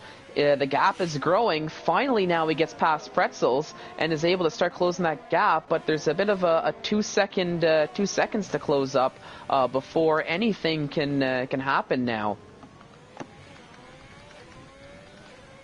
And just asking for the tires right there. So those are the tire graphics right there. Most of the drivers are looking to be on the hard compound tire, actually. Oldest tires right now on the grid are Pretzels and Feral Fury, 11 lap old mediums. They're going to have to make their pit stop soon. Also, actually, sorry, oldest tire looks to be end of the world. 13 laps on the hard compound tires, looking to go a little bit further into the race, of course, being that he started on that tire, and hopefully go on to the mediums until the softs until the end of the race, possibly. That's what I would do if I started on the hard. Maybe go to lap 20 and put on those softs. Yep, and that's what I was thinking the strategy would be if you're starting on those hard tires as well, and I think that's what Gernman was ideally looking to do. Of course, in theory, it didn't quite work out as well for him in practice. Now, I'm just taking a look as Jer is finally able to get past Pretzels on those 12-lap old medium tires. Pretzels also looks like he's being a little bit more, you can just get out of the way. My tire's a little bit old. I think he's giving some of these places up, actually. I don't think he wants to necessarily race with these guys. His tires are starting to die on him, and I think right now he just needs to preserve what life they have left and keep going in this race so he can get this effective tire strategy over with, because most of these medium runners who did not make more pit stops because of front wing damage will most likely be going on till softs until the end of the race. Yeah, well, that's true. So, and Pretzel's already in a pretty comfortable fourth, and knowing, well, we would think that he knows he's got Feral Fury behind on equally old medium tires. So, might not be a bad idea, as you're saying. Just let the quicker driver of Jared through.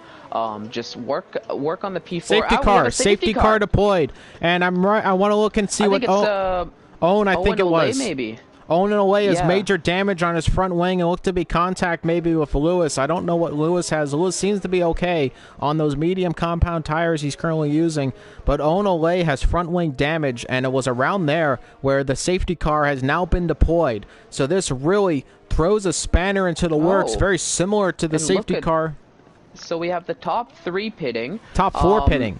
Well, top 5. I mean, Pretzels and Fury, I'm not surprised, but I'm surprised to see... Top 6.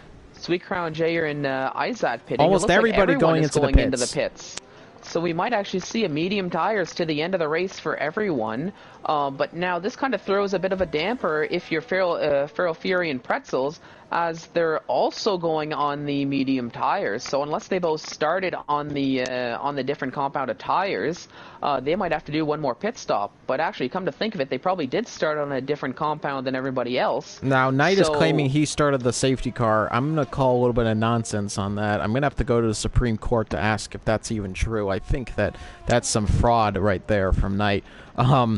I don't think that was true. I think Onole is the cause of this safety car, but nonetheless, we're under safety car, and as you said, people going on to the medium tires till the end.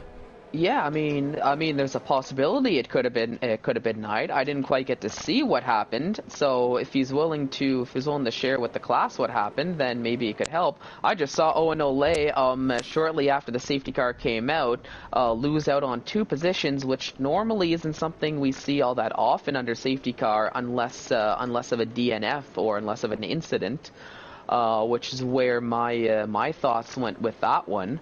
But I guess either way, we will trek on here with 10 laps to go. But this changes things, I think, in terms of the gaps are going to be closed. So now fresh tires for everyone in the lead. So Sweet Crown 19's near 2-second gap will probably be brought down to less than a second behind Izat Kush, with like I said, Izat and Jair underscore 083 ready to battle, and even the likes of ISRL Pretzels and Feral Fury on that new set of tires as well, and reinvigorated and probably, hopefully, ready for battle come the restart here. So we're on lap number 16 of 26, so just about 11 laps to go in this race. And you are watching ISRL Esports Tier 1 action live from the Baku City Circuit in Azerbaijan. It's round number 14 of 18. It's the Azerbaijan Grand Prix, and if you're liking the live stream, make sure to leave a like on the live stream and subscribe to the ISRL Esports YouTube channel. And make sure to hit that notification bell so you never miss a race or video from us. And if you're interested in learning about the league and maybe joining the league, make sure to go to ISRLesports.com and join the Discord server so you can get on the action on track or off track. And if you want to gear up for ISRL Esports this season, maybe get your friend a Christmas gift, then head over to imbracewear.com and get yourself a part of the ISRL Esports collection. We have shirts, we have hoodies, we have other accessories from ISRL Esports that you can get your hands on. Again, that's imbracewear.com, and get yourself a little bit Christmas gift this season with some ISRL Esports merch. If you're a driver, you can even get your name and number on the back of your jersey. And I am definitely going to be ordering one for sure. I do have the jacket I ordered from them, which is absolutely amazing quality. It's definitely a product worth buying, and then you can get your ISRL personalization as well from it. But nonetheless, we're on lap number 17 of 26. And it is Sweet Crown 19 who leads the Azerbaijan Grand Prix. Isaac Kush sitting in second position with Jer in P3. Definitely a better show of form from championship rival Jer to Sweet Crown 19 in this race. But can he challenge for the win here on the restart? It should be coming in just a few moments' time. Now, something I want to mention too is not to take anything away from Jer in the with the title we've been giving him of a championship rival of Sweet Crown 19, given the battles we've seen. But when I'm looking at the actual driver's standings, if we want to go through that, Isaac Kush currently in second in the race, currently in second in the driver's standings, followed very close behind by DeWill, who's currently in seventh on the restart. Only 4 points separating the two of them. And Jer actually is only in fourth in the driver's standings after a few unlucky finishes, and is actually about 6 points behind Isaac Kush. Some people are getting yellow flag penalties.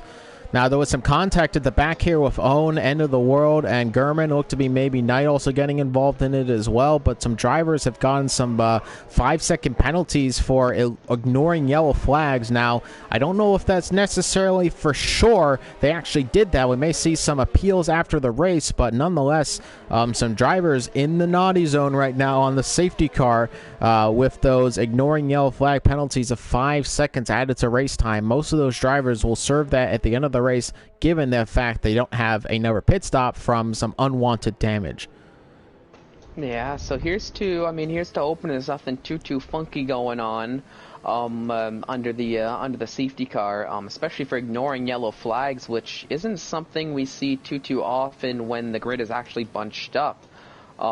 Given normally when you're bunched up, your instructions are always just stay behind, insert name of car in front of you. But I guess, alas, as we've seen in Baku, anything can happen. And this race has not been a exception to the rule. But even now under the safety car, I covered the driver's standings a little bit. Now, if the race ended right now here on lap 18, I feel as though we would probably see the McLaren team jump the Ferrari team in the constructors' standings, given we have Isaac Kush and Lewis in second and eighth respectively. And looking at the Ferrari team, currently in second in the constructors, you've got Josh 2 in 10th, and Josh 2's teammate Sophion not really having the race he was probably hoping for. The last of the running cars down in P18, so only one car currently earning points, and both Ferrari cars are actually if the race ended now, of course, finishing lower than both McLaren cars, and actually finishing lower than both AlphaTauri cars for that matter as well. So depending on the way this race finishes, we might see a little bit of a shakeup in this battle for second in the constructors. Let's just say if you have a shade of red next to you, this week has not been good for you. We'll just say that. If you are the color red, apparently. If you're the color red, this has not been a good week for you, and that's not just including Formula 1. But nonetheless, the safety car is coming in. I'm going to stop making political innuendos, and we're going to get set for action here in ISRL Esports, getting ready for the restart. Lap 18 to 26. Sweet Crown 19 leads it. Isaac Kush in P2, and P3 is Jer, and Pretzels in P4. Let's get set. Look at that bundle of cars warming up their tires. Are any Kimmies in the grid there? As Sweet Crown 19 is getting underway. Jamie has a 5-second penalty making contact with Onan. Look at this on the outside as Isaac Kush in the turn one, and he's made the jump on Jer. Looks like Jer might have made the jump on Isaac Kush, but nonetheless, Isaac Kush gets right back up there, and Jer is up and back into P3, and we see some positions being made for Yarno up in the P5. Feral Fury down the P6. Lewis now is getting on Feral Fury. Oh, they make contact a little bit on the inside. Is Lewis on the inside of Feral Fury? He makes the move, and now look at this. We might see Rotation make a move on Feral Fury. Oh, big yellow flags. Carter, he's out of the race. Carter's out of the race. He's had a crash in Sector 1. Crash in Sector 1 into Turn 3. It looks like maybe battling. I didn't quite get to see until it was too late, but that's unfortunately, that's Carter's race over here on lap 19. Look at this contact right now. Oh, this is side-by-side to the castle section. That's not a good place to be, and thankfully they just slotted in between each other. That was Feral Fury and Own. That could have been a disaster into the castle section, but nonetheless, they go back in the single-file line, and that was a mad restart after the safety car. And Sweet Car 19, though, still leads at Isaac Cush in second with Jer in third position. Yeah, but crazy scenes here in the midfield from between, it seemed like Do Will, Josh 2, Owen Ole, Feral Fury, Rotations, even Jamie 1 as well, all getting involved into these battles together on the safety car restart. And it looks like as if this is not showing any signs of stopping anytime soon, as they're still battling it out here. I'm seeing Josh 2 and Do Will trying to battle out, and even Rotation and Feral Fury going very close together down the start-finish straight. And even side by side, the Red Bulls. Look at this. It was Gurman on the inside of Knight, and Gurman is taking the move on Knight. And what a big move from Gurman on his teammate. Sorry, I was about to say, so Feral Fury caught napping by Jamie 1, who went down the inside, but Jamie 1 tried to get a little overzealous and overtake Rotations as well, but clipped the curb going through turn 2 and lost out on just so much time. Feral Fury got back to him, sort of, as they're still side by side. Oh, and a spin! And Jamie 1 spun around. That looked to be, I think there was a bit of a squeeze right there from Feral Fury. It looked like he didn't give him too much room on the turn right there.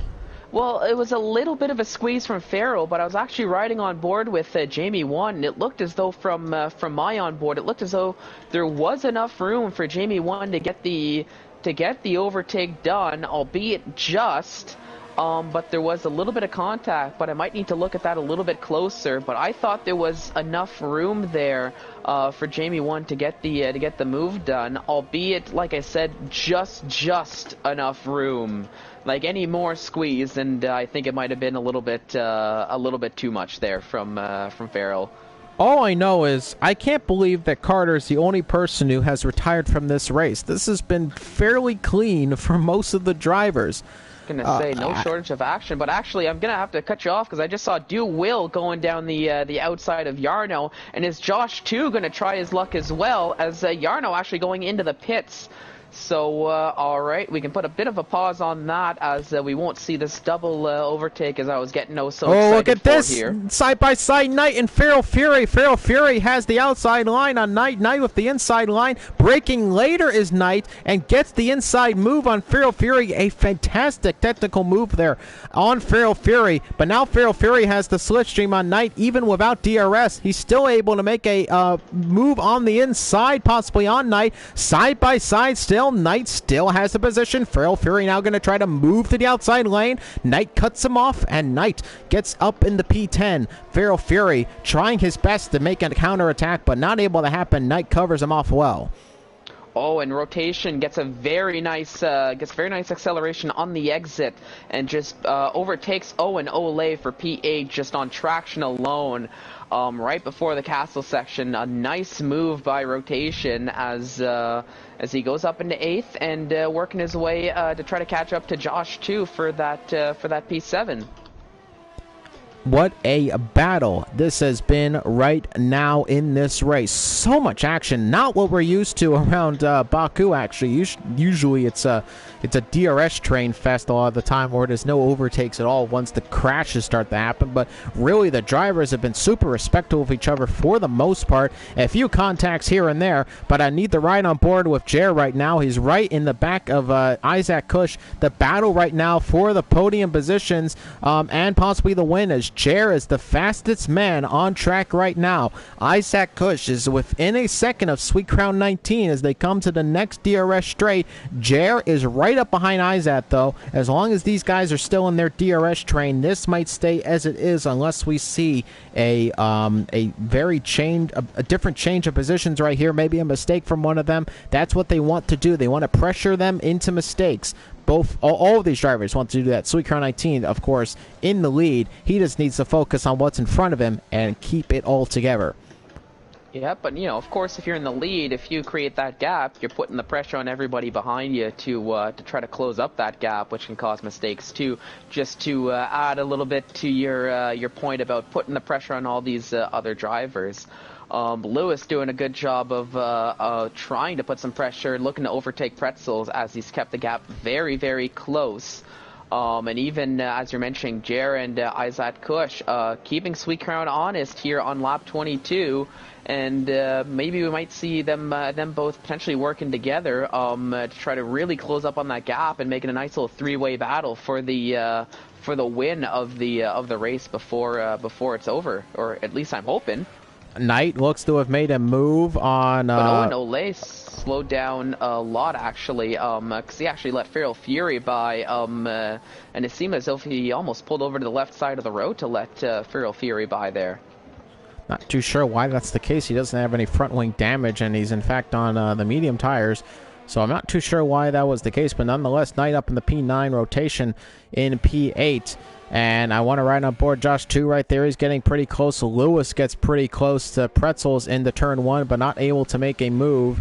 Jer still in the slipstream of Isaac Kush. Isaac Kush still in the slipstream of Sweet Crown 19, but just not able to make the overtake just yet, though he does get very close to Sweet Crown 19 and breaks as late as he can. Owen Ole has left the session. So that explains that Owen Ole went into the pits and actually retired. So that's Owen Ole's race over, coming in 17th. I'm not too sure where the decision came from for a retirement here with 3 laps to go from the end.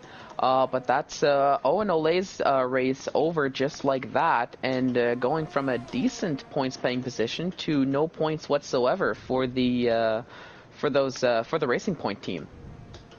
And I also want to mention Jarno has picked up the fastest lap of the race. You saw him pit near the end and go onto the soft compound tire. He has picked up the fastest lap, so hopefully for his sake, he'll be getting himself a graphic on the later end of this week with that fastest lap. If there's any consolation in that mind, that is what the consolation is. But we move on towards the upper parts of this race. Jer is still following Isaac Kush, who has actually dropped a little bit further back from Sweet Crown 19 on this lap.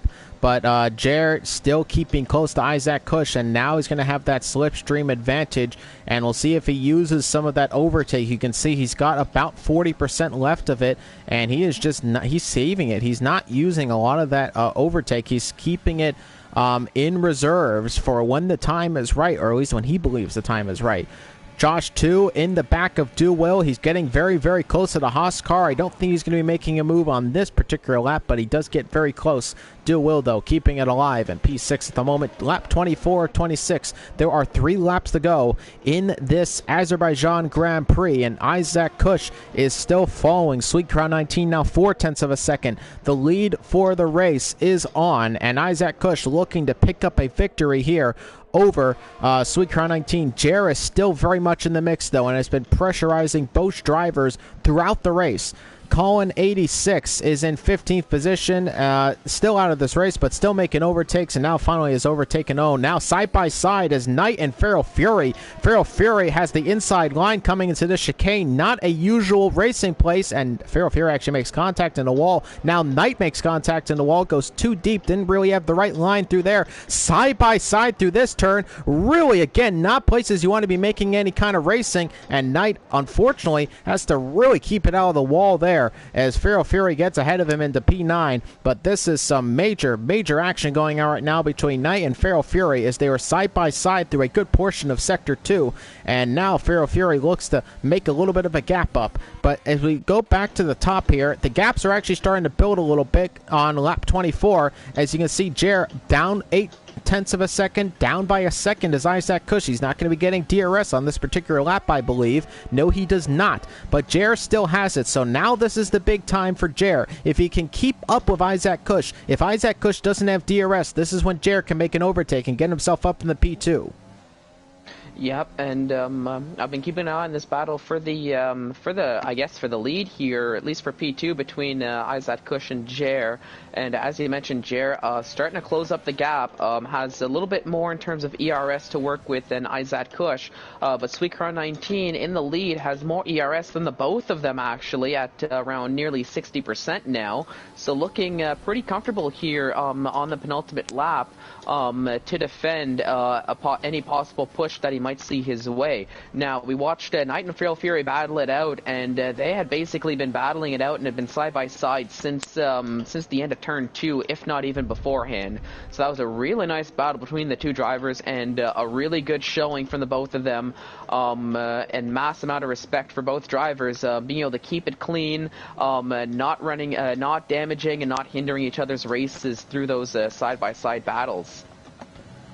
Jer following back the McLaren of Isaac Kush has lost a little bit of time on this lap. Isaac Kush desperately trying to get back in DRS range of Sweetcrown 19 for the hopes of keeping P2 from Jer, but Jer now much closer, going to have DRS, is going to use some overtake out of the exit here, and let's see if he can make a move on Isaac Kush. Isaac Kush does get back within DRS range, but did he do it early enough? We're going to see here, it looked like he crossed the line just within that 9/10 of a second. Does he grab DRS?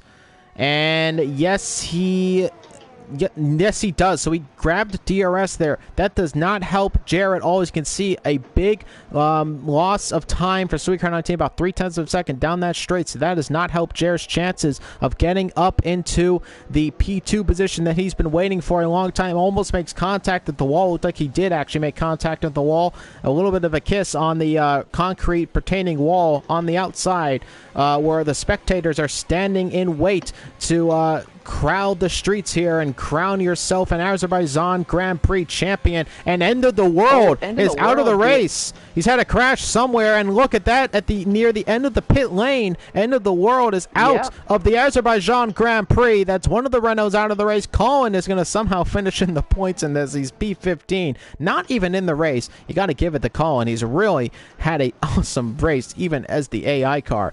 But Sweetcrown 19 flying through the castle section. Damien has gone fastest of a 139.9 for the fastest lap of the Grand Prix, a mega lap on the soft compound tire at the end of this race. Unfortunately for VR, I don't think he's going to be getting a graphic near the end, so no consolation prize on his part, but he is in P13, so a couple of points on the board for him nonetheless. Rotation in 7th position, and look at this. Do Will and ISRL Lewis are having a bit of a battle. Well, Lewis more so actually ahead. It's Rotation and Do Will having a bit of a battle right there. Rotation behind Do Will, but riding on board back of with Sweetcrown 19, 0.8 of a second ahead of Isaac Kush. This should remain as it is. Sweetcrown 19 is going to come across the line and win the Azerbaijan Grand Prix. Isaac Kush in second. Jer will come across in third. Pretzels will come home in 4th position, and ISRL Lewis is finally, I think, just about going to get a top 5 finish in this race, unless he has more penalties. And oh no, never mind. He finishes down in P8. As that is not what he would have liked to see. I thought it wasn't that many penalties, but unfortunately it was, and down in P8, but it's still a points finish for the McLaren drivers. Isaac Kush finishes in P2, which is big for them. And wow, and I just want to say battle of the line for looked as though for battle for the line for P12 was VR and Gerdman, as they just crossed the line side by side, but I think it balanced itself out in terms of the penalties they had there. But the Red Boys have actually gone themselves back in the points. Josh 2 and Sophion 6th and 10th. So that is a bit of a consolation. What could have been a disaster in terms of point scoring positions for the Ferrari drivers. They are back up into the positions. That is the end of the Azerbaijan Grand Prix, and that was an absolutely amazing race. Not too much crash damage and not a lot of drama, just some really, really awesome racing. ISRL Pretzels, as you might expect, driver of the day. I don't think you can really give it to anybody else after the amount of points he scored. the Crimson Chin stealing a move from Sebastian Vettel up onto the podium. So, that's another thing why the Crimson Chin doesn't need to be on the podium. We see some more diverse characters. We Race as one. Forget about that Saudi Arabia race. We're not going there. It's okay. We Race as one. And that was the Azerbaijan Grand Prix. Thank you so much for joining us, ladies and gentlemen, on that live one. And are we going to be getting some podiums? And we'll see if any of these drivers join. If it's just Isaac Kush, I'm ending the stream. I don't want to get adult requirements from the community guideline strikes for anything that he says in this party.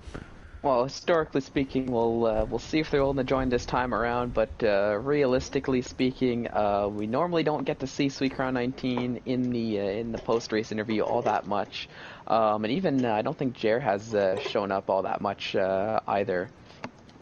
But I'm just looking at getting those sent off.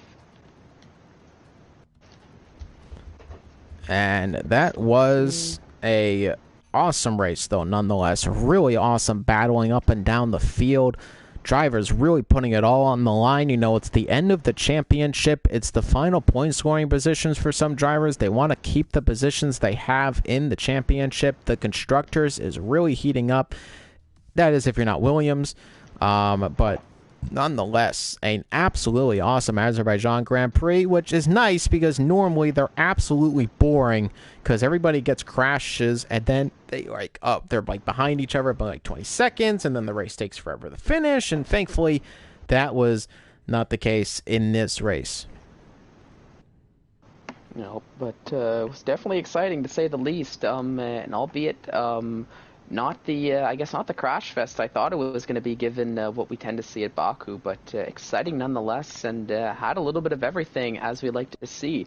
Some action, close battles all throughout, a little bit of controversy as well, which is always nice, I find, up until we examine the stewards booth, but that's we can worry about that later. But it's always nice to have some controversy here in the race. And I have sent off the invites. Doesn't look like anybody has joined just yet, though.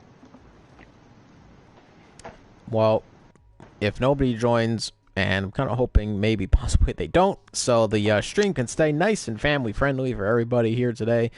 But nonetheless, that was an amazing race, ladies and gentlemen. Thank you everybody who joined us live on the stream.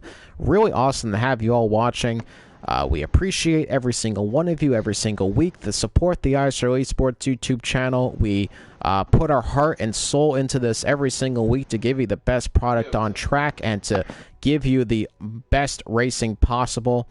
And it don't look like anybody's going to be joining the post-race interviews today, but so nonetheless, my name was ISRLX. You are joined by Fallen Monkeys in the commentary booth. Thank you so much for joining all of us here at the ISRL Esports YouTube channel. If you enjoyed the stream, make sure to leave a like, subscribe to the YouTube channel if you enjoy our content, and hit the notification bell so you never miss a live broadcast or video from the channel. If you're interested in joining, make sure to go to ISRLesports.com and read up on our league. We're very interested in having you join if you're interested, and then join the Discord server so you can get in on the on-track and off-track action of ISRL Esports. If you want to cozy up yourself today and get yourself ready for the holiday season, get yourself a nice little gift or get somebody else a gift, we now have the ISRL Esports collection presented by IMB Racewear. Go to IMBRacewear.com to get yourself some ISRL merch, support the channel, and support your local driver, or just support yourself with a nice little gift. Again, my name is ISRLX, signing off from round number 14 of the ISRL Esports Tier 1 Championship. Fallen Monkeys, my co-commentator. Great to have him back as always, and thank you so much for watching, everybody, and have yourselves a wonderful night.